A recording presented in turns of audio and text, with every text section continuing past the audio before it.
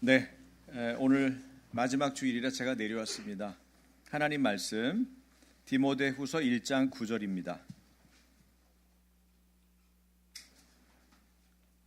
다 같이 읽죠? 하나님이 우리를 구원하사 거룩하신 소명으로 부르심은 우리의 행위대로 하심이 아니요 오직 자기의 뜻과 영원 전부터 그리스도 예수 안에서 우리에게 주신 은혜대로 하심이라.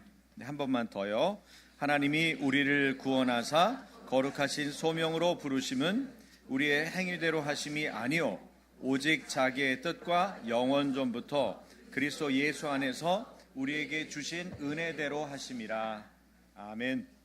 네. 거룩한 부르심, 하나님의 이 거룩한 부르심이라는 제목으로 여러분들과 오늘 말씀을 나누려고 합니다.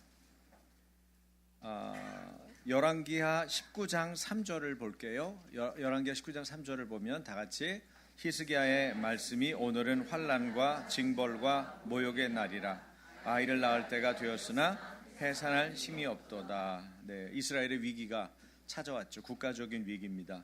그때 오늘은 환난과 징벌과 모욕의 날이다 이렇게 표현을 했어요. 그런데 뭐라고 그래요? 그 다음에 아이를 낳을 때가 됐으나 해산할 힘이 없다. 해산할 힘이 없다.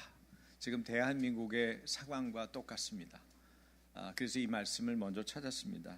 여러분, 교회의 능력과 힘은 어디로부터 나옵니까?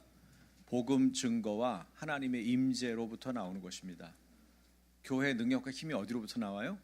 복음 전도와 하나님의 임재로부터 나오죠. 오늘날 문제의 핵심은 교회의 실패에 있습니다. 메시지가 실패하고 있습니다. 주님이 전하라고 명령하신 그 메시지를 전하는 것이 주님의 종이 마땅히 해야 할 일임에도 불구하고 그 일을 잘 해내지 못하고 있는 거죠. 주님으로부터 말씀을 받아 전하는 것은 하나님의 종의 1등 사명이고 부르심입니다. 그것을 감당하고자 사실은 강단에 설 때마다 설교는 날마다 어려워요. 설교를 몇십 년을 50년씩 막 이렇게 설교한 원로 목사님들, 은퇴하신 목사님들도 여전히 뭐라 그래요? 설교가 어렵다고 그래요. 왜 설교가 어렵죠? 강의는 사실 어렵지 않아요. 주제만 주면 여러분들한테 죄송한 얘기지만 실력 자랑은 아닙니다만 2시간, 3시간 그냥 할 수 있어요. 근데 설교는 왜 어렵냐면 하나님의 말씀을 받아 전하기 때문에 어려운 거예요. 하나님으로부터 잘 받아야 되잖아요. 그리고 잘 전달해야 되잖아요. 이 사명이 목회자에게 있어요. 교사에게 있어요. 그래서 교사와 목사는 성도를 위해서 하나님이 세워주신 직분이죠. 위에는 그래서 저 대신에 한 분이 올라가서 설교하고 있죠. 교사로 세운 설교자가 그 일을 감당하고 있는 거예요. 그만큼 주님의 말씀을 받아 전하는 것 이게 어렵죠. 그런데 받아 전하지 않고 있는 거예요. 오늘의 강단들이. 제자도의 실패죠. 성도 역시 로드십을 잘 몰라요. 로드십이 뭐죠? 로드십이라는 것은 주님의 주인됨, 주권을 인정해 드리는 거죠. 여러분이 지금 좋은 찬양을 했습니다. 예수를 나의 구주 삼고 그랬잖아요. 예수님을 나의 구원자, 나를 죄로부터 세상으로부터 구원하신 구원자로 믿잖아요. 그래서 그것을 구주로 삼는다 그래요. 구주로 받아들이는 거죠. 그렇죠? 그리고 그분이 나를 어떻게 샀는지를 기억해야 돼요. 어떻게 샀죠? 예수 그리스도의 핏값으로 샀어요. 가장 고귀한 핏값. 다시 치룰 수 없는 고귀한 핏값으로 산 것이 누굽니까? 여러분 따라해보세요. 나는 누굽니까? 예수 그리스도의 핏값으로 사신 교회입니다. 그렇기 때문에 여러분, 우리 자신을 함부로 대하는 거 옳지 않아요. 여러분이 여러분 자신을 함부로 대할 때 있죠? 네?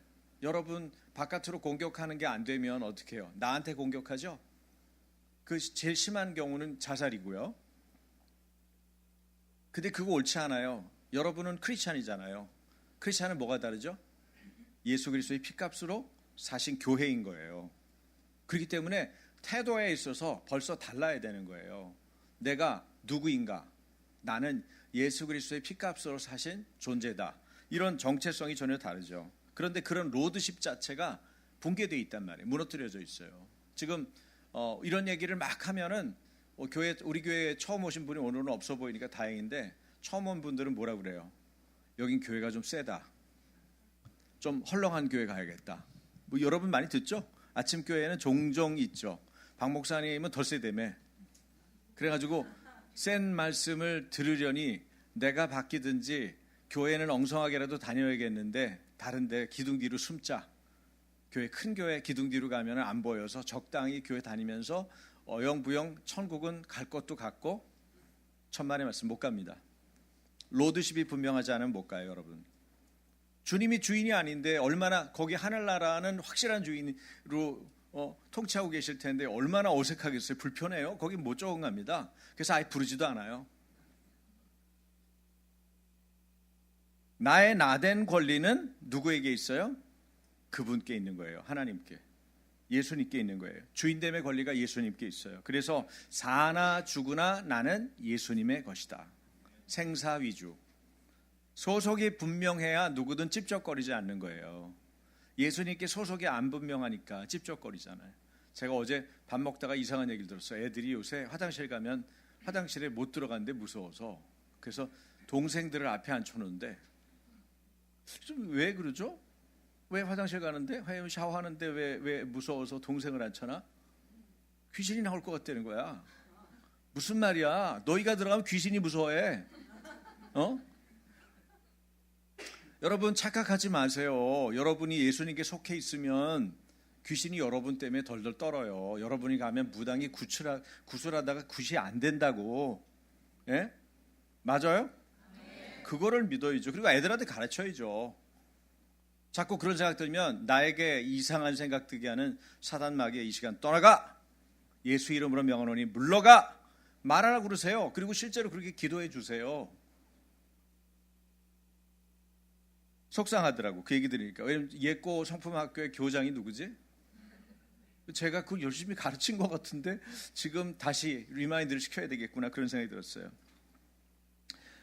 여러분 소속이 분명해야 찝쩍거리지 않아요. 찝쩍거리지 않아요. 안 피곤해요. 신앙생활에 로드십이 분명하지 않으니까 마귀도 가지고 놀고 주님도 말씀하시고 주님을 따르려니 또 마귀가 또 찝쩍거리니까 또 거기에 또 귀를 기울여야 되고 두렵고.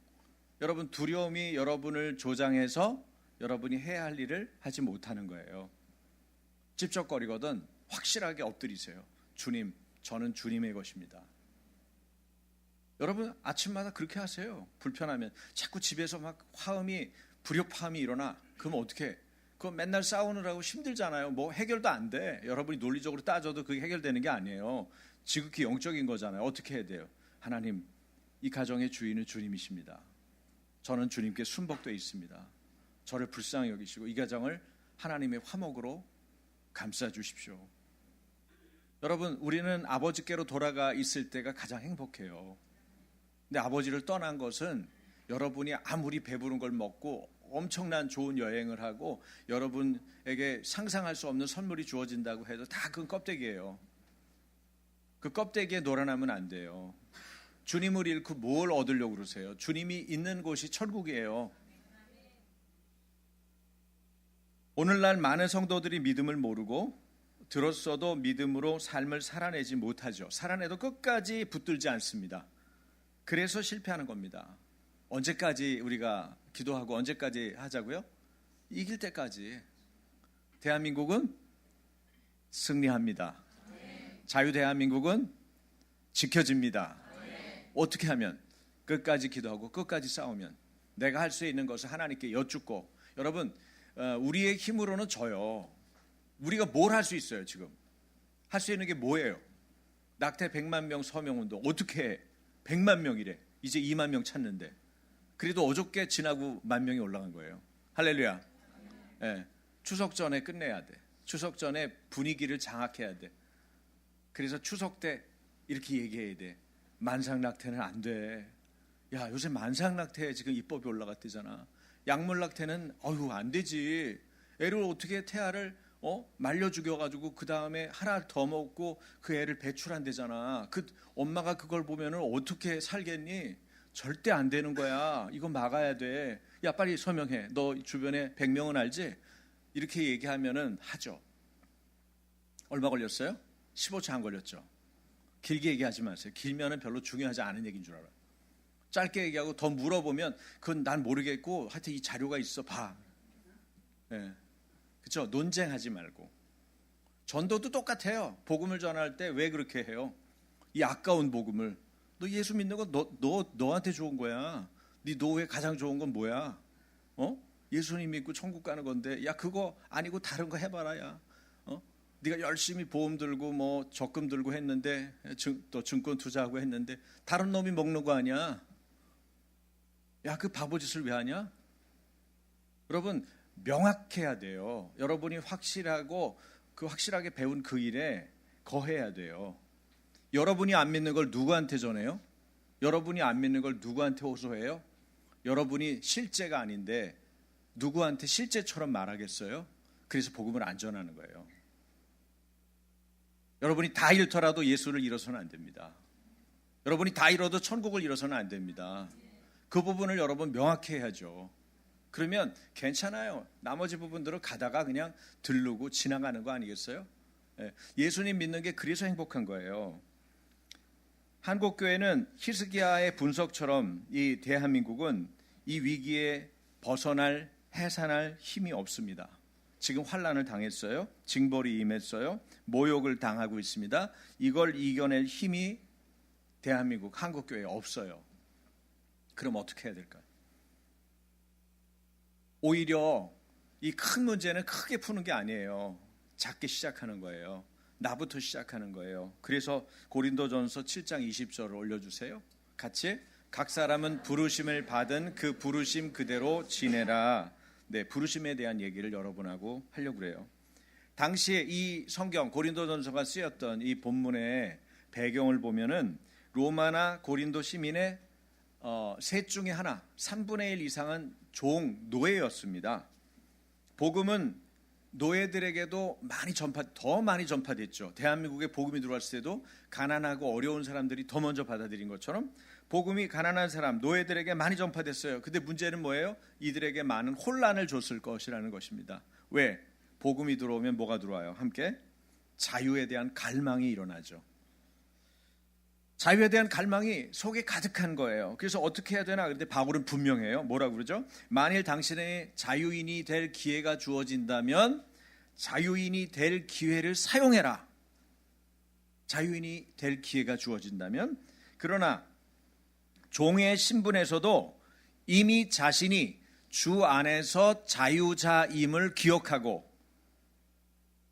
궁극적으로 주님의 종된 삶을 잘 살라, 그렇게 얘기해요. 어렵습니까? 자유자가 될 수 있는, 노예에서 벗어날 수 있는 기회가 주어지면 그걸 선택하지만, 그러나 그렇지 않더라도 우리는 주님의 종이고 주님 안에서 자유한 사람이기 때문에 그거에 얽매이지 말라는 거예요. 여러분의 삶에 영향을 미치는 여러 환경이나 여건이나 맨날 핑계대는 분들 있죠. 이것 때문에 내가 교회를 잘 못 다녀, 이것 때문에 신앙생활 못하는 것 같아. 물론 그거 놓고 기도해야죠. 하나님 방해가 되지 않게 해주세요. 근데 더 좋은 건 뭐냐면 그런 것들과 상관없이 그걸 뛰어넘게 나한테 믿음을 달라고 구하는 거예요. 그렇죠? 그걸 뛰어넘게 해달라고. 그러면 여러분이 커지잖아요. 여러분이 넓어지잖아요. 여러분이 단단해지잖아요. 여러분이 본질을 잡잖아요. 그렇기 때문에 신앙생활이 재밌어지는 거예요. 뭐 고난 오면 고난을 기쁘게 여기지 뭐. 그런 사람을 사단도 건드리기가 피곤해요. 그렇지 않겠어요? 시험해봐야 더 기도하는 걸, 시험해봐야 더 주님께 붙어있는 걸, 시험해봐야 하나님의 일에 더 충성되게 일하는 걸. 쟤는 건드리면 우리가 손해봐. 제가 하나님 나라를 확장하잖아. 우리가 지금 저 나라 뺏으려고 지금 매일같이 우리 회의하고 말이지. 여러분 그거 아세요? 민주노총이 일주일에 3일을 회의한다는 거. 3시간씩 9시간. 아주 독실한 사이비 이단과 막상막하예요. 그게 그런 쪽이에요.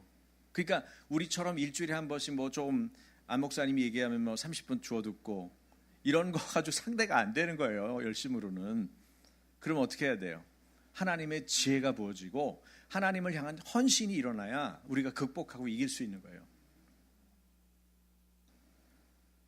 사회적 신분이 종이든 주인이든 상관없이 동일하게 만왕의 왕이신 하나님을 주인으로 섬기고 있는 것을 이 본문에서는 강조하고 있는 거죠. 노예이든 자유자이든 성도라면 누구든 하나님과 함께하는 사람이라는 점을 강조하고 있어요. 하나님과 함께한다.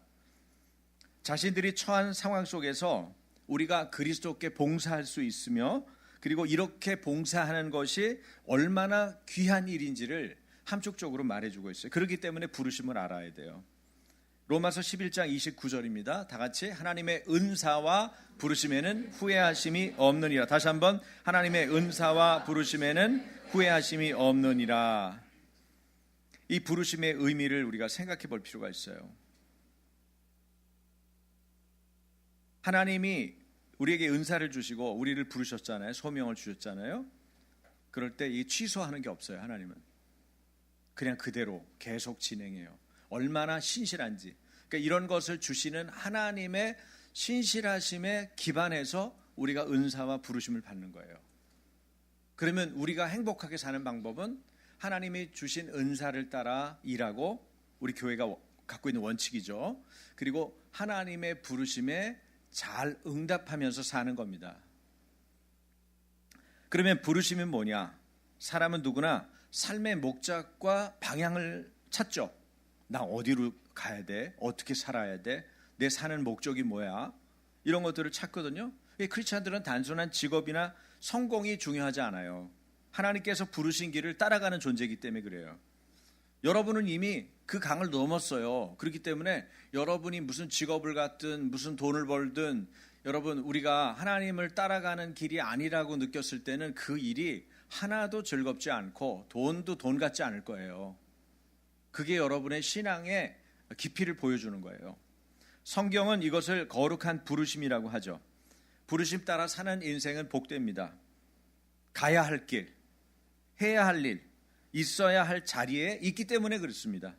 그 부르심을 하나님이 아시고 내가 알고 그리고 주변 사람들이 다 알아요. 쟤는 좀 사는 게 다른 것 같아. 그렇게 얘기하기 시작해요.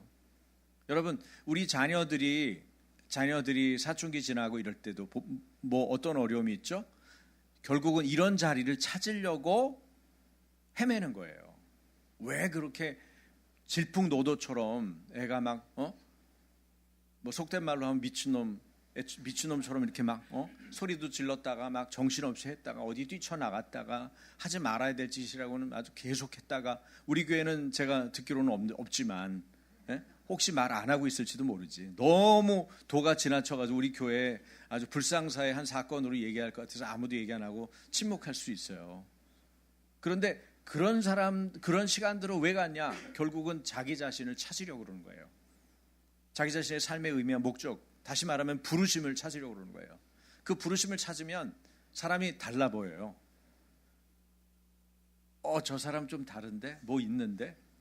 맞아요, 뭐 있어요. 그 부르심을 아는 거예요. 저는 여러분이 이런 존재적이고 실천적인 부르심에 대해서, 하나님이 부르신 부르심에 대해서 한 분 한 분이 전부 다 알기를 축복합니다. 오늘 설교가 여러분에게 그것을 도움을 줄 거예요. 우선 이런 부름에는 세 가지 차원이 있어요. 첫 번째는 근본적 부르심이라고 그래요. 근본적인 부르심이라는 거는 하나님과의 관계 회복을 말하는 거예요. 다 아는 얘기죠. 하나님과 관계 회복. 그죠? 하나님과 관계 회복된 것을 한마디로 정의하면 구원이죠. 구원이 바로 하나님과 관계가 바른 관계로 회복된 거예요. 그래서 여러분 의자를 쓰면 한문으로, 우리 꼬마들하고 요새 한문 공부를 하고 있는데 제가 한문 가르치고 있거든요. 뭐 작은 아이들 이렇게 가르쳐주고 큰 애들도 가르쳐주고. 근데 의자가 뭐예요? 양자가 위에 있고 밑에 나자가 밑에 있죠. 내 위에 하나님의 어린 양 예수 그리스도의 피, 그 피를 쏟으신 예수님이 위에 있는 게 그게 의예요. 한문 희한하죠? 예, 한문도 다 이미 복음을 들은 거야. 그렇지 않고 어떻게 그런 한자어를 만들어? 아니면 하나님이 계시적으로 만들게 막 그 한문 만드는 친구에게 막 성령이 부어져 가지고 성경 쓰듯이 막 쓰다 보니까 양이 위에 있는 거지. 예? 그래서 한문에서 굉장히 복음적인 글자를 많이 만나요. 놀라운 거죠. 어떻게 중국에서. 이런 하나님과의 관계 회복이 근본적인 소명이에요. 다시 말하면 그리스도 안에 있는 자녀됨을 말하는 거죠. 우리는 예수 그리스도 안에서 거룩하게 부름을 받았습니다. 믿으세요? 아멘. 그러면 자, 디모데후서 1장 9절 앞부분 보니까 우리를 거룩하신 부르심으로 부르셨으니. 아까랑 좀 표현이 다르죠? 번역이 다른 거예요. 아까는 소명, 거룩하게 부르심으로 어떻게 했죠? 소명으로 부르심은, 거룩하신 소명으로 부르심은 이렇게 표현했는데 그 똑같은 구절인데 우리를 거룩하신 부르심으로 부르셨으니 같은 말이에요. 근데 이게 좀 쉬워 보이죠? 거룩하신 부르심으로 부르셨으니. 그리스도인은 먼저 하나님의 자녀로 거룩한 백성으로 부르심을 받았어요. 구원 자체가 하나님의 부르심이고 우리의 정체성은 세상 속에서 구별된 하나님의 백성이라는 부름이에요. 에클레시아, 세상에서 구별해요. 부른 거예요. 아무개야 와라. 아무개야 아침교회 소속해라. 너는 내가 거룩하게 성도라 불렀고 너는 세상과 구별하여 여기에 두었다. 나를 찬송하도록 너희를 불렀다. 그렇게 하나님 말씀하시는 거예요. 그러니까 나의 정체성은 사실 근본적인 정체성은 거기 있는 거예요. 그렇다고 거룩은 완벽한 도덕을 말하는 게 아니에요. 도덕적인 완벽을 말하는 게 아닙니다. 자, 이쯤에서는 한숨을 쉬어야죠. 그렇죠? 맞죠? 만약에 그런 걸로 불렀으면 여러분이 얼마나 옥죄고 난 완벽하지 못한데 하나님에게 늘 못 미쳐. 미달이야. 뭐 계속 이렇게 생각할 거 아니에요. 도덕적인 완벽이 아니라 하나님께 속한 존재로 사는 것을 말하는 거예요. 거룩이라는 거는 하나님께 속한. 그러니까 나는 하나님 거가 되는 거예요. 여러분 누구 겁니까? 확실해요? 남편이 있는데도 그렇게 얘기할 거예요? 연인이 있는데도? 네, 맞아요. 우리는 하나님 거예요. 나는 주님의 거다. 이게 세상 사람과 차이가 결정적으로 나는 거예요. 품격이 그래서 달라요. 질이 달라요. 영이 달라요. 이것은 직업이나 환경 이전에 하나님과의 교제가 우선이고 그리고 하나님의 뜻에 순종하는 삶이 본질인 거예요. 그래서 내 안에 주님과 관계가 괜찮으면 다른 게 문제가 돼도 여러분의 심령의 마음이 어때요? 잔잔한 겁니다. 그걸 하나님이 주시는 평강이라고 그래요. 주님이 임재해 있을 때 그 증거는 뭐예요? 여러분이 하나님의 평강을 누리는 거예요. 왜? 하나님은 평강의 하나님이시기 때문에. 지금 온 세상이 막 출렁출렁 되잖아요. 나라가 막 어떻게 될지, 우리나라는 어떻게 될지, 뭐 북한에서 어떻게 할지, 얼마나 출렁돼요. 지금 대전에 뭐가 터졌다고 그러고, 그런 건 또 왜 이틀 남겨놓고 좀 중국 놈들 들어오는 이틀 전에 그걸 터졌냐 이거야. 그거 터져가지고 지금 모든 게 스탑돼가지고 외국 나가려면 또 뭘 또 찍어서 준비해가지고 가야 되고 복잡해. 근데 여러분은 어때요? 평강하시죠. 이게 하나님의 평강입니다. 그런 걸 알아요. 직시해요. 현실을 무시하는 게 아니에요. 그렇지만 그것 때문에 휘둘리지는 않아요. 할렐루야. 이것이 하나님이 주시는 평강이에요. 평강이 하나님이 우리 안에 내주하시도록 해야 돼요. 다른 것들이 여러분을 두려움 때문에 지배하게 만들면 안 돼. 그럼 사고 쳐요. 죄와 두려움은 사고를 치도록 우리를 이끌어요. 그렇죠? 남자가 외도를 할 수도 있고 여자가 딴짓할 수도 있고 안 사야 되는데 큰 거 사고 이런 사고 친다고.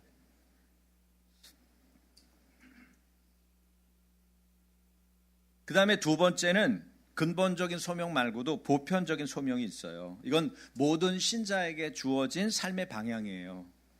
예를 들면 거룩한 삶은 뭐죠? 세상과 구별하여 하나님을 닮아가는 삶이죠. 제가 늘 강조하는 거지만 저는 거룩을 그렇게 정의하거든요. 예수 그리스도를 닮아가는 거, 그게 거룩이에요. 뭐라고 얘기했어요? 레위기와 베드로전서에 내가 거룩하니 너희도 거룩할지어다. 주님은 그렇게 명령하시는 거예요. 아버지는 항상 아버지의 수준에서 거기까지 자라는 걸 원하는 거예요. 어저께 승찬이가 전국대회에서 1등한 거 아시죠? 야, 너무 기뻐요. 걔 1등 할 거라고 생각은 했는데 너무 빨리 1등을 했어. 예. 뛰는 방법은 서윤이랑 다르대. 스타일이 다르대요. 얘는 승찬이 자기 스타일을 고수하는 애거든요. 예. 근데 발이 안 보여요. 여러분 경기 정진영 집사님 올려놨는데 보세요. 발이 안 보여요. 그걸 이제 나중에 슬로우로 보이니까 보이긴 하는데 그냥 놔두면 발이 안 보여. 걔가 그렇게 큰 애가 아니잖아 지금 키가. 근데 근데 나는 스타팅 할 때부터 1등 할 줄 알았어요. 제가 이제 얘네들 때문에 많이 봐서 그런지 이렇게 보이더라고. 스타팅 할 때 1등이구나.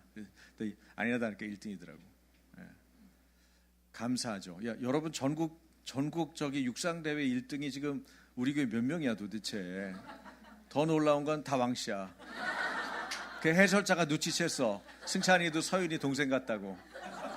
네. 그래서 제가 맞아요 그러려고 그러다가 그게 방송이 연결이 안 되잖아. 댓글을 달아놓으려고 그러다가 나부로 들었어. 제가 그 사람도 찾아내야 또 재미있잖아. 내가 찾았습니다. 그리고 이제 해설할 거 아니에요.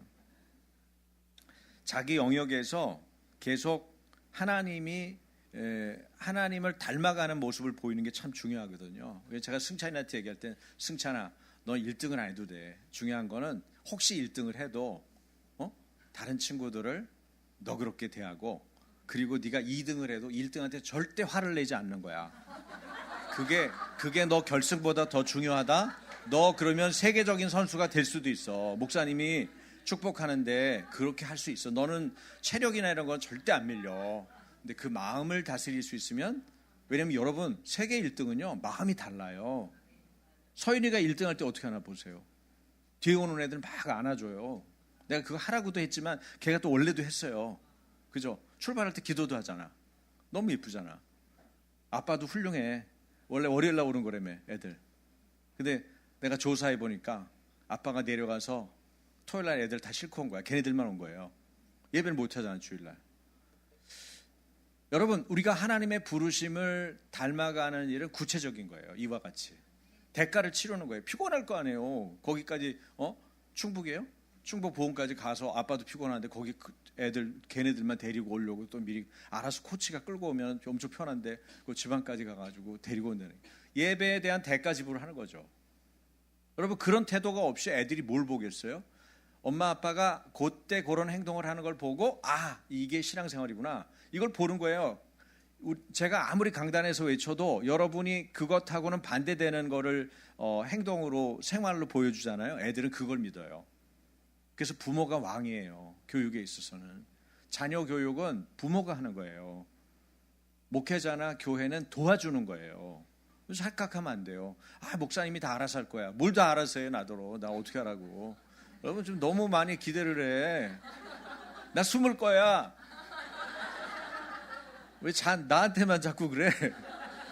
아까 설명했잖아요. 그렇게 안 된다니까.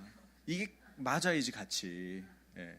저는 정직을 가르치는데 여러분이 그런 건 거짓말은 세상에서 사람이 사는 거야. 이렇게 가르쳐 놓으면 애들이 우리 엄마가 그렇게 하라고 그러는데요. 이러면 내가 뭐 어떻게 하겠어요 제가. 엄마 데려와 그럴 수도 없잖아요. 여러분 모든 행실에 거룩한 자가 되라. 이게 말씀이에요. 이것을 보편적인 우리 모든 신자에게 주어진 삶의 방향으로 하나님이 보편적 소명으로 주신 거예요. 그래서 이웃을 사랑할 때 어떻게 해요? 내 이웃을 내 몸처럼 사랑하라. 빼도 박도 못해요. 남의 몸이 아니잖아. 아내 몸처럼 사랑하도 아니야. 내 몸처럼 사랑하래. 아는 거예요. 우리 이기심을 하나님이.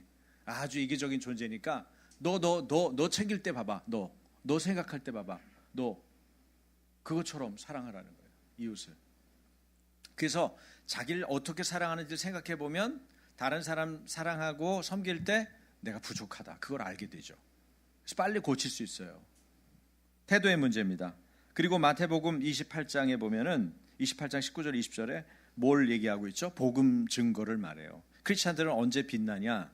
복음을 전할 때. 언제 크리스찬다워지냐? 복음을 전할 때. 언제 크리스찬으로 굳힐 수 있냐? 복음을 전할 때. 그래서 여러분 가서 모든 민족에게 옆에 동네만 신사동만 전하라고 그러는 것도 힘든 건데 증산동만 해결해 그래도 힘든데 모든 민족에게 하나님이 어떤 분이신지 아시겠어요?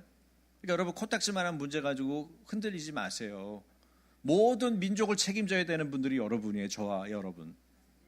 그래서 인도도 갔다가 와서 또 기도한다고 또 어디 왔잖아. 우리 소연이 권사는 피곤할 텐데 내가 오지 말라고 분명히 집에 가서 쉬어. 너무 피곤할 거야. 그랬더니 기도하러 와가지고 거기서 너무 좋았대. 기도가 너무 잘 돼가지고. 인도에서 그렇게 기도할 수 있어요? 안 돼요. 어제 앞에서 뒤에까지 우리가 자리 잡아놓은 데는 꽉 찼더라고. 누가 가서 다 봤나 봐 끝까지. 그러니까 거기서 앉아있을 자리가 없으니까 옆으로 삐져나가가지고 잔디에 거기까지. 여러분 아직 한국교회는 희망이 있어요. 왠지 아세요?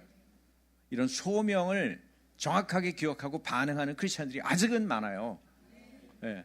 그리고 그 소명을 지금 자녀들이 같이, 여러분 어제 애들 전단지 나눠주고 잘했어요. 왜냐면 그거 현장에서 그런 걸 하다 보면 얘네들이 그거 기쁘거든요.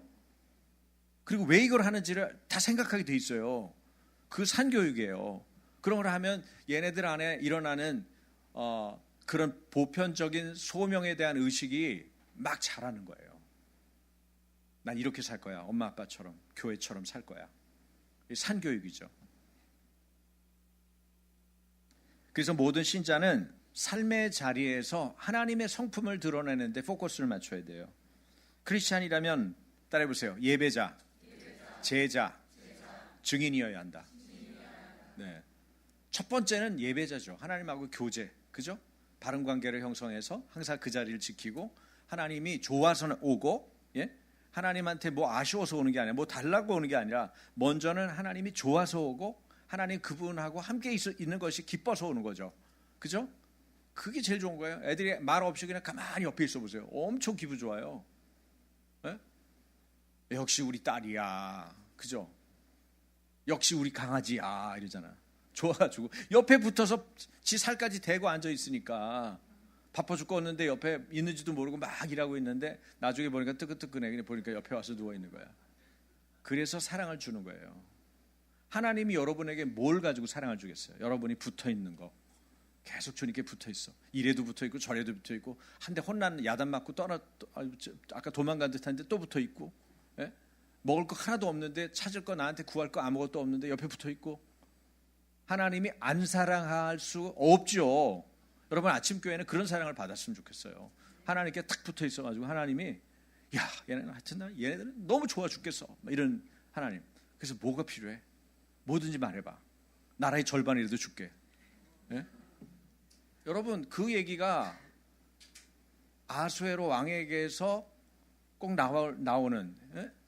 에서에게만 나오는 말입니까? 아니에요. 하나님의 마음에 담겨 있는 생각을 그런 사람들도 표현하는 거예요. 일반인들도 그런 감을 잡고 표현하는 거예요. 삶의 자리에서 크리스찬들은 하나님의 성품을 드러내야 돼요. 그래서 예배자와 제자와 위트니스, 증인으로, 복음에 대한 증인, 예수 그리스도에 대한 증인, 예수 그리스도의 십자가와 그 다음에 부활에 대한 증인으로서 우리가 서야 돼요. 그럴 때 주님이 어떻게 했죠? 가르쳐 지키게 하라 한 다음에 내가 세상 끝날까지 너희와 함께 있겠다, 그렇게 약속한 거예요. 할렐루야. 주님은 절대 우리를 내버려 두지 않아요. 우리랑 붙어 다니세요. 우리가 그것을 원할 때는. 그분이 젠틀하기 때문에 우리가 밀어내고 싫어하면은 안 계시죠. 그렇지만 그렇지 않다면, 우리의 태도가 늘 주님과 함께 있는 것을 즐거워하고 기뻐한다면 주님이 임재 가운데 일이 일어나는 거예요. 제일 중요한 건 뭐 어떤 일이 먼저 일어나는 게 아니에요. 하나님의 임재가 우리 안에 있는 거예요. 그러면 일은 일어나게 돼 있어요. 하나님의 타이밍에. 물론 우리는 급하죠. 빨리 해주세요. 오늘 해주세요. 그런 마음이 있죠. 그런 걸 구하는 것 자체가 잘못된 건 아닙니다. 안 그래요? 자녀잖아요. 우리는 하나님께 빨리 달라고 할 수도 있죠. 하나님 저희 힘들어요. 빨리 주세요. 이스라엘이 부르짖고 기도해서 어떻게 됐어요? 하나님이 모세를 단단하게 준비해서 보내셨잖아요. 그 백성을 다 구원하셨잖아요. 하나님은 그런 일을 하실 수 있는 분이에요. 때문에 그 하나님을 우리가 믿고 신뢰하는 거죠. 세 번째는 이제 여러분하고 아주 직접적으로 관계가 앞에도 물론 있습니다만은 있는 얘기인데, 개별적인 소명이 있어요. 개별적인 소명. 하나님이 각자에게 주신 특별한 길이죠. 각자의 자리에서 하나님 나라를 세우는 거예요. 직업과 은사와 상황이 여러분 다 다릅니다. 그렇죠? 그러나 그 속에서 하나님이 뜻하시는 것이 있죠. 그 뜻을 깨닫고 섬기는 거예요. 그러니까 여러분이 목회자, 선교사 이런 특수한 사명을 맡은 사람들만 하는 일 아닐까, 이런 거는 그건 해당되지 않는 일이에요. 선생님도 있고요. 또 기업을 하시는 분도 있고, 가게를 꾸려가는 분도 있고, 또 예술을 하는 분도 있고, 그냥 엄마 아빠, 내가 엄마 아빠로서의 가정주부로서 혹은 책임지는 그런 일들을 하는 분들도 동일하게 일상의 자리 자체가 소명이라는 말씀을 드리는 거예요. 중요한 건 뭡니까? 무슨 일을, 어떤 직업을 갖고 하느냐가 아니에요. 내가 처한 일상의 내 자리에서 하나님의 보내신 자 예수 그리스도를 믿는 것이 가장 중요합니다. 그게 하나님의 일이에요. 요한복음에서 말한 것처럼 예수 그리스도를 믿는 것. 나는 이 직장 생활하면서 예수님 믿나? 나는 내가 공부하면서 예수님 믿나? 나는 애들 키우면서 예수님 믿나? 여러분 질문해야 돼요. 내가 가진 은사와 직업과 사역을 통해서 나는 하나님 나라의 통로가 되고 있나? 질문해야 돼요. 바울이 말하듯이 무엇을 하든지 죽게 하듯 해야 됩니다. 그런 태도로 살아가는 것이 거룩한 부르심에 내가 구체적으로 응답하는 거예요. 그러므로 크리스찬의 거룩한 부르심은 그리스도 안에서 하나님의 자녀로 살아가면서 세상 속에서 하나님의 성품인 거룩과 사랑을 드러내고 각자 주어진 자리에서 하나님 나라를 이루어가는 것입니다. 따라서 해보세요. 내게 주어진 자리에서 하나님 나라를 이루어가는 것. 이것이 거룩한 부르심이다.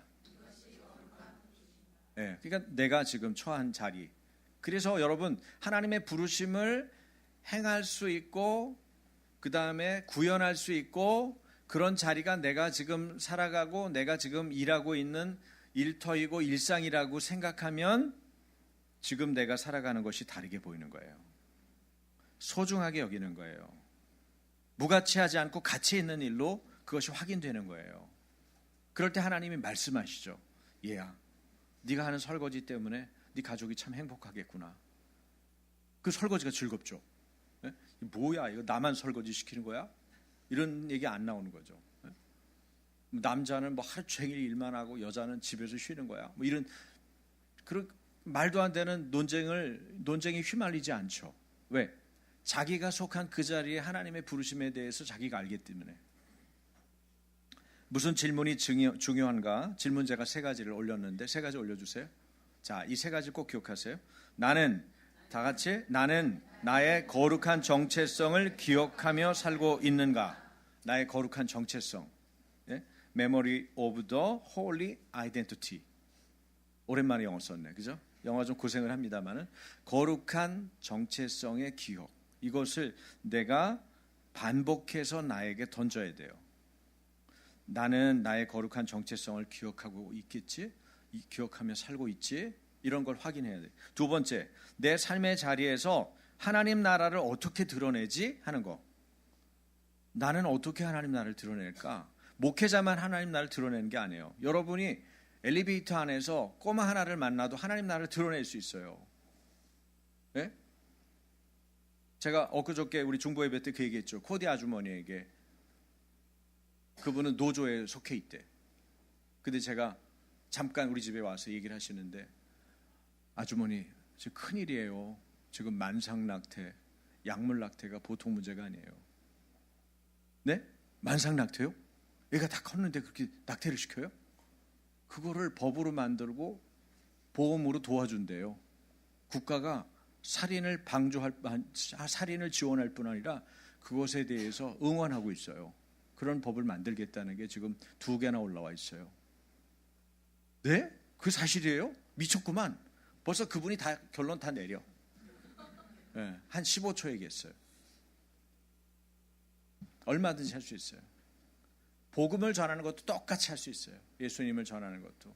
야, 하나님 믿니? 교회 처음 온 아이인데. 하나님 믿어야 네가 왜 사는지도 알고 뭘 위해 사는지도 알고 네 삶이 행복해져. 하나님은 살아계셔. 뭐 그리고 이제 여러 가지 방법들도 있지만 그건 이제 오늘 얘기할 얘기는 아니니까 지금 나에게 맡겨진 일들을 주님께 하듯이 하고 있는가? 벌써 태도가 달라지죠. 이런 것들을 우리가 질문할 수 있어요. 거룩한 부르심은 소명에 대한 응답으로 의미하죠. 그래서 성경에 보면은 아브라함이 믿음에 대한 부르심에 순종하죠. 이 사람은 갈대아 우르라고 굉장히 먼 지역에 있었죠. 원래는 가나안 사람이 아니죠. 이스라엘 땅에 살던 사람이 아니에요. 하나님께서 멀리서 불렀어요. 그런데 모르는 길이에요. 미래가 어떻게 될지도 몰라요. 근데 하나님이 부르니까 어떻게 했어요? 순종하고 본토 친척 아비집을 떠나요. 그러니까 자기의 사회적인 모든 테두리를 벗어난 거예요. 익숙함을 다 벗어버린 거예요. 굉장한 사람이죠. 그래서 믿음의 조상이라고 말을 해요. 어려운 일이 많이 있었죠. 그러나 그 모든 일들을 극복하고 믿음으로 순종해 나갔어요. 모세는 어때요?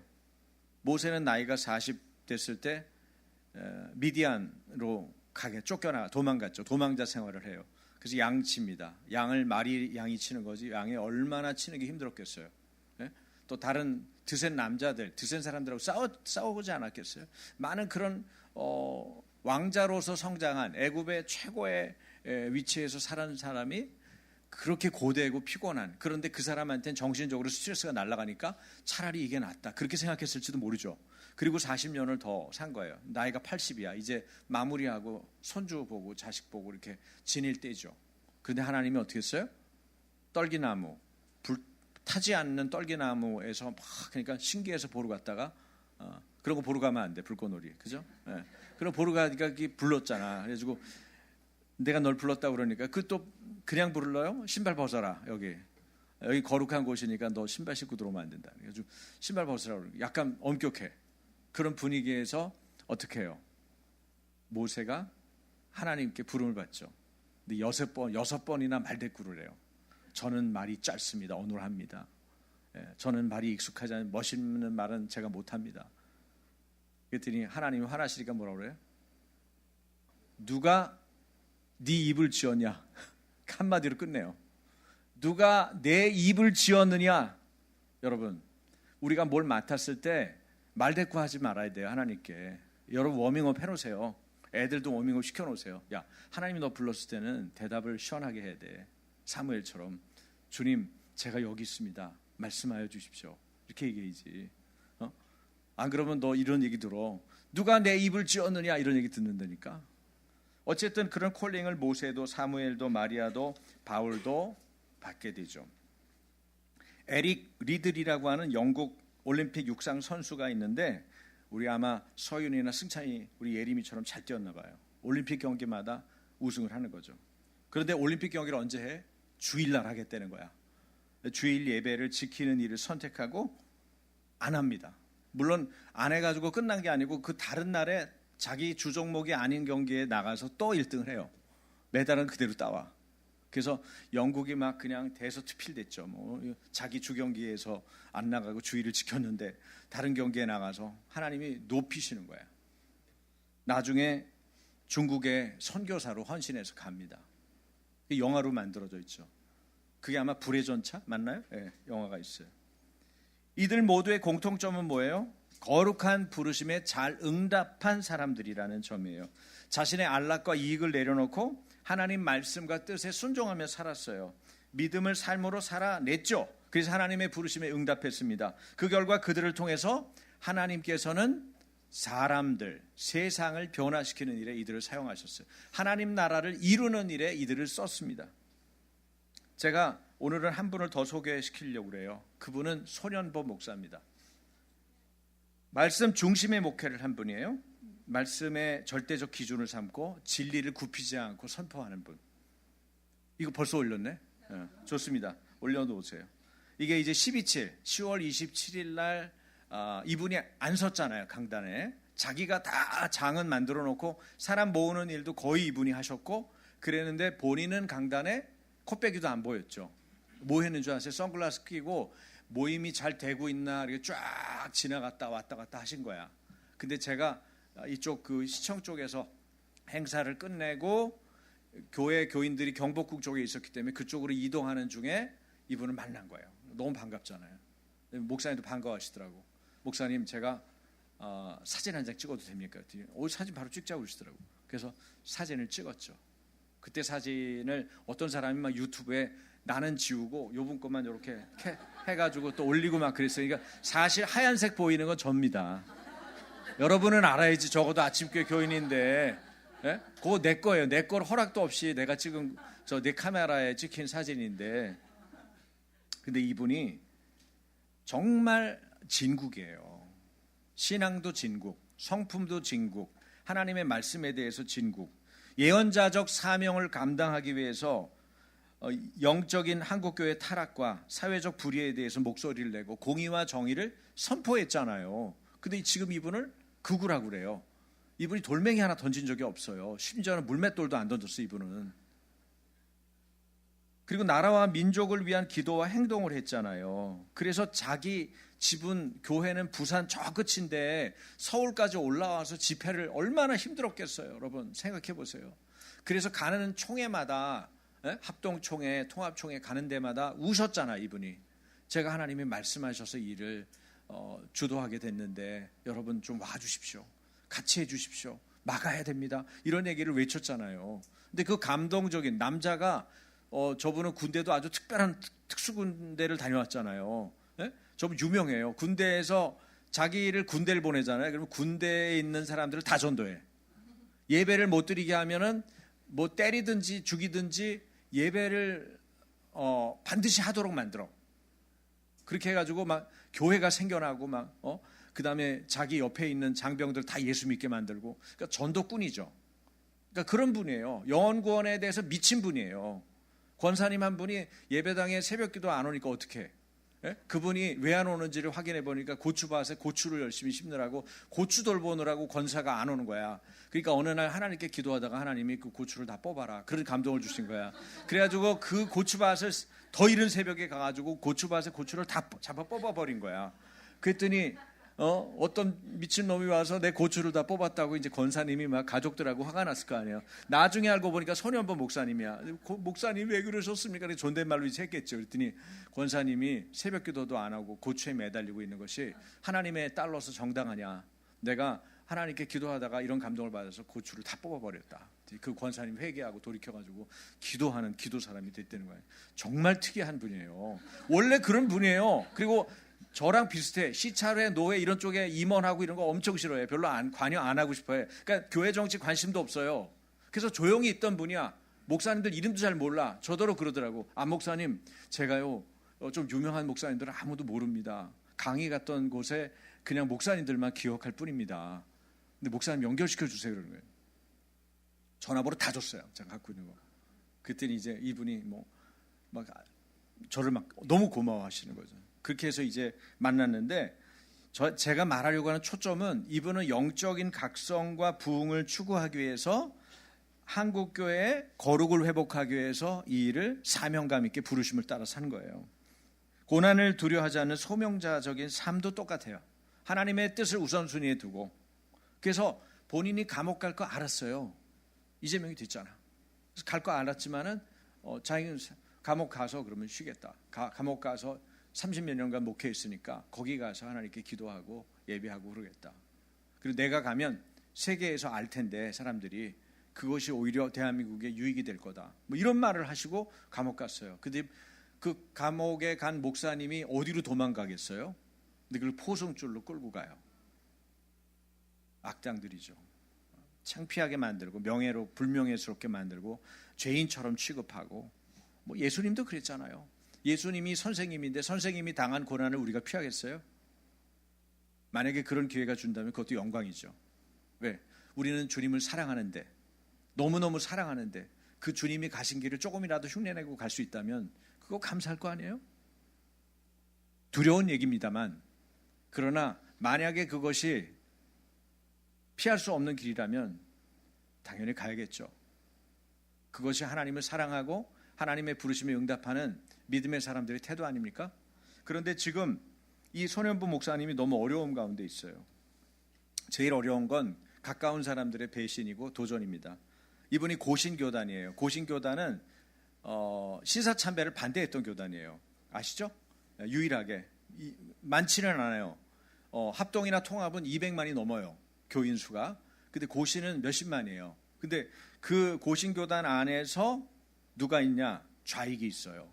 여러분 좌익, 여러분 진보 보수 이런 말 쓰지 마세요. 별로 안 좋은 단어예요. 속을 수 있는 단어. 이게 그 공산주의자들의 특징이 뭐냐면은 언어 술책을 잘 써요. 그래서 그 사람들이 쓰는 단어 보세요. 인권, 평화, 그죠? 어때요? 평등, 네? 엄청 좋은 단어잖아요. 이게 누가 저항할 수 있어요? 차별을 금지, 얼마나 좋은 단어냐고. 근데 그게 들어가 보면 다 나쁜 인권이고, 나쁜 평등이고, 이상한 차별 금지고, 다 그런 거 아니에요? 조금만 공부해 보면 공부를 안 한단 말이에요. 문제는 언론에서는 또 이쪽 편이고, 그래서 어려운 거예요. 근데 이 고신교단이 신사참배를 그렇게 거부하고 하나님을 위해서 아주 맞서서 싸웠던 결기 있는 교단인데, 그 중에 좌익이 들어간 거야. 제가 이 얘기 마무리 안 했죠? 진보와 보수를 말 안 하면 목사님 어떻게 말해요? 좌익과 우익이라고 얘기하세요. 우익은 자유민주주의, 좌익은 공산주의와 사회주의. 원래부터 그렇게 나눠놓은 건데 요놈들이 이름을 바꾼 거예요. 그래서 진보라고 그러니까 젊은 애들이 앞뒤도 안 보고 진보, 난 진보야, 찍은 거야. 진보는 일단 이름이 좋잖아. 보수 그럼 뭔가 막 하던 거 막 중간에 중지시키고 막 조용히 해 이렇게 할 것 같잖아. 그죠? 원래 그게 아닌데. 오고 오는 세대에서 중요한 보편적인 가치를 잘 지켜나가는 거거든요. 개선해가면서. 그게 보수거든요. 그런데 어쨌든 이 좌익이 있는 거예요. 그래서 고신총회 안에 있는 좌익들이, 물론 이거는 대한민국이 막 생겨난 시기부터 있었던 겁니다. 볼셰비키 혁명이 있었던 시기부터 대한민국은 공산주의하기 아주 좋은 나라였거든요. 너무 가난하고 찌들고, 군주제로 그동안 너무 백성들을 괴롭혀놨었기 때문에 공산주의하기 좋은 환경이었던 나라예요. 그래서 여기는 대한민국은 내 거다. 공산주의자들이 늘 그런 생각하고 있었는데 하나님의 생각이 달랐던 거죠. 어쨌든 그런 악령에 사로잡힌 자들이 있어요. 그래서 이 손 목사님을 아주 나쁜 범법자, 극우 세력 이런 쪽으로 몰아가지고 하는 거예요. 근데 제가 여기 조금 읽어드릴게요. 시간은 같지만 세계로교회 윤창현 장로라는 분이 다른 분에게 이런 글을 썼어요. 제가 좀 읽어드릴게요. 3년 전 어제처럼 총회를 마치고 손 목사님과 차를 타고 내려오면서 하시는 말씀이, 장로님, 저 총회장 강단의 프로젝트가 글자도 잘 보이지 않고 얼굴도 시꺼멓게 나오는데 학생들이 저걸 보면서 학습이 되겠습니까? LED로 교체를 해 주시죠. 그래서 장로님이 예 알겠습니다 목사님. 다음날 담당자를 보내서 LED 금양시설을 열흘 만에 교체했습니다. 시골 강원도 산불 후원금 2억 원, 고신대학교 발전기금 2억 원을 학교에 전달할 때 언론사나 아무 곳에도 말하지 말라, 조용히 하면 좋겠다. 함양 수해복구 기금도 그렇게 했습니다. 코로나 때 예배를 목숨처럼 생각하고 사수했던 건 말할 것도 없고, 주변의 단체들이 모임을 할 수 있는 행사 장소가 없으니까 방역 당국의 강력한 반대에도 불구하고 교회를 개방해서 교단을 섬겨왔습니다. KPM이라고 하는 선교단체에 수십 명의 선교사들이 코로나 때 재정이 교회가 어려워지니까 선교사들을 못 돕게 돼서 세계로 교회는 이 일을 다 도맡아서 수십 명의 선교사들 선교비를 지금까지 매달 지급하고 있습니다. 돈이 많아서가 아니고 지금 대출금이 건물을 지었기 때문에 많은 상황인데도 그런 말은 기사 한 줄도 못 나가게 하고 총회사나 여러 기관들에게 물질로 음으로 양으로 지금까지 후원하고 섬기고 있습니다. 그런데 총회 교단에서, 고신 교단에서 이분이 이런 어려움을 당하는 것을 한번 설명이라도 할 수 있도록 누가 나가서 얘기할 수 있는 기회를 달라고 그랬더니 기회도 주지 않더라는 거예요. 얘기인즉슨 아니 동문이고 선후배고 동역자고 지체들인데 왜 이렇게 야박하냐는 거죠. 뭘 야박해요? 여러분, 좌익은 절대 이런 일들을 하지 못하도록, 이런 일에 선두에 있던 사람이 절대 지원받지 못하도록 악을 쓰고 덤벼서 그 일을 못하게 만드는 자들이에요. 그래서 이분을 지금 서부 지원 사건, 폭력이 있었다고 뭐 이렇게 만들어낸 그런 일들이 있잖아요. 그거하고 연관 지으려고 그러고 이완용 인용하는 내란 프레임을 씌우려는 것 같다고 변호사가 전언한다는 거예요. 여러분 어떻게 생각하세요? 부르심 따라 이랬던 순종한 종이 수백만을 이끌었던 용사가 지금 넘어져서 고난당하고 있어요. 어떻게 하면 좋을까요? 기도해야 돼요. 하나님 속히 옥에서 꺼내 주십시오. 옥문을 깨트리시든지 아니면 이분을 악인들에 의해 장악되도록 놔두는 모든 환경으로부터 하나님께서 환경을 확 바꿔주시든지. 하나님은 그럴 수 있어요. 우리가 성경을 봐서 알고 있고 세계 역사를 봐서 알고 있죠. 지금 8천여 명의 세계로 성도들이 총의 이 야박한 인심에 절망하고 분노하면서 오늘도 거리로 나가 외치고 있다는 거예요. 소년범 목사를 석방하라, 공정한 재판을 하라.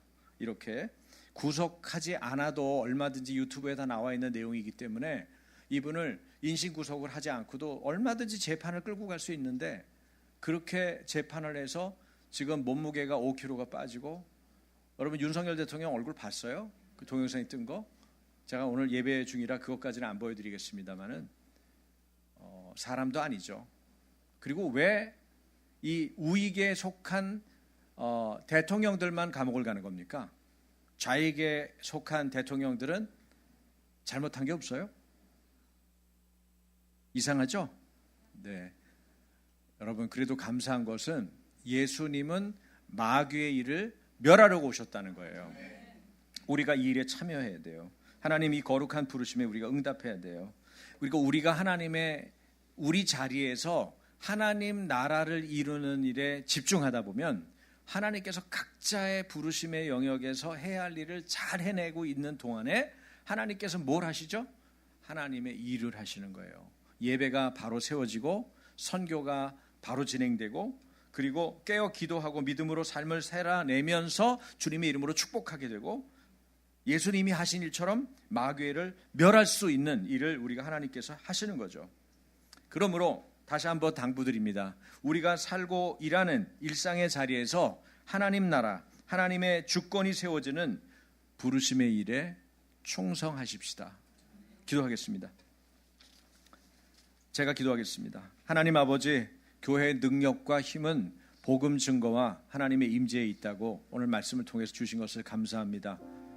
하나님, 우리는 각자의 자리에서 부름을 받은 하나님의 종들입니다. 먼저는 하나님과 바른 관계를 유지하고, 그리고 저희들에게 주어져 있는 예수 그리스도를 닮아가는 거룩의 삶, 하나님 그치지 않고 따라가겠습니다. 이웃을 내 몸처럼 여기고 사랑하겠습니다. 삶과 말로 그리스도를 드러내는 사명 감당하겠습니다. 무엇보다도 주님, 우리의 일상에 찾아와 주십시오. 저희들에게 지혜와 능력과 하나님을 향한 사랑과 헌신을 주셔서 하나님 나라를 이루는 하나님의 부르심에 온전히 응답하는 크리스찬 되게 해주시길 원합니다. 하나님, 고난과 시련을 겪고 있는 소년범 목사님과 세계로 교회, 그리고 그 밖에 여러 교회들, 또 하나님의 사람들을 하나님 위하여 기도합니다. 하나님의 긍휼로 이들을 위로해 주십시오. 그 감옥에서조차도 하나님의 평강을 누리게 해 주십시오. 하나님, 이분들이 속히 회복되고 신원이 회복되고 하나님 석방되게 하여 주시옵소서. 악한 자들이 나라를 다스리고 지배하는 일들 가운데 우리를 두신 이유가 있겠죠. 하나님, 그러나 저희들을 봐서라도 속히 이 일을 줄여주십시오. 하나님의 나라가 이 나라 가운데 임하도록 주님 역사해 주십시오. 주님만을 의지하고 주님만을 따르겠습니다. 주님, 우리에게 말씀하시고 죄종들이 듣게 하여 주옵소서. 예수님 이름으로 감사하며 기도합니다. 아멘. 찬양하겠습니다.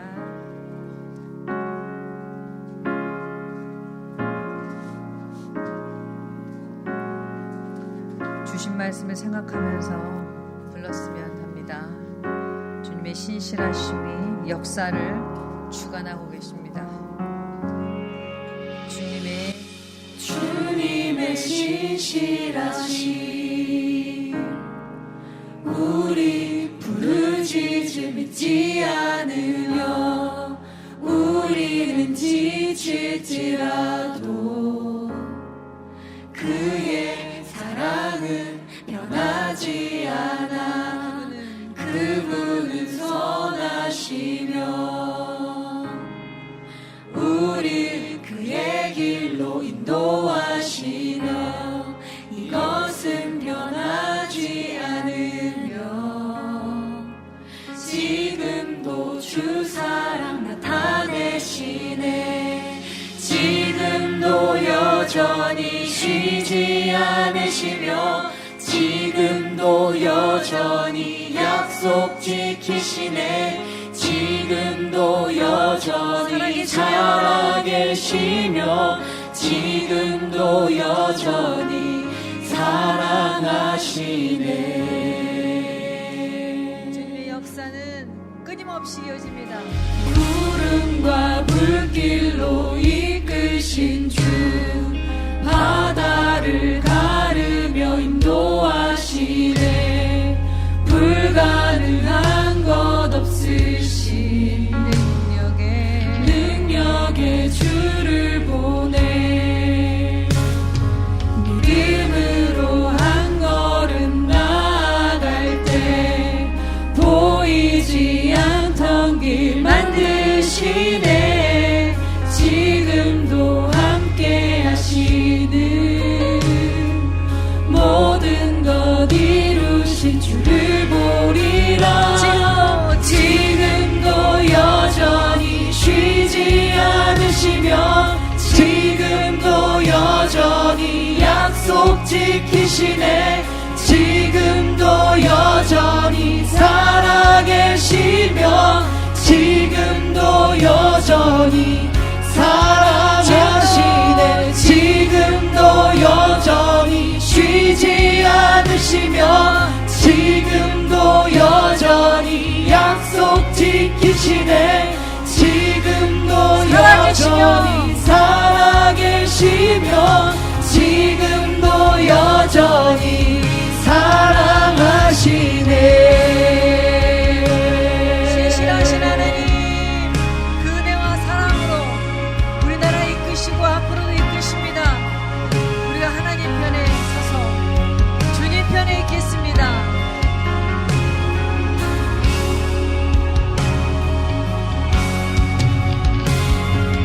그분은 우리를 인도하셨고 그분은 우리를 인도하시네.